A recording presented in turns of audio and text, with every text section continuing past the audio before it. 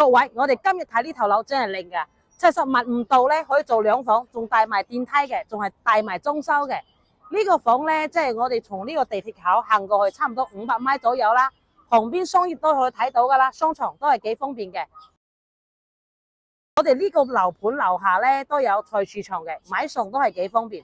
佢缺點咧，即係佢呢個房間有少少細，然後佢嘅優勢咧係我哋香港客戶可以先俾1半嘅首期，30幾萬都可以買到㗎啦。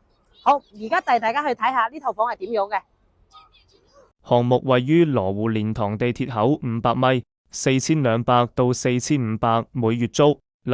全新精裝修，列好樓層，戶大陽台隔蓮塘口岸2站腳，生態連廊與綠條，鮮湖植物園，配套完善，2房2廳69.8萬起。缺點即係樓間距太近，地鐵行路去9分左右，戶型偏細。優點：電梯房，樓新，內部環境如新電梯，大堂樓梯比較新，樓下菜市場，生活方便。香港客可首付一半35萬，剩餘分期支付。燃氣獨立1戶，水電油總戶分戶。物業費1間房1廳100蚊每月，2房130蚊每月。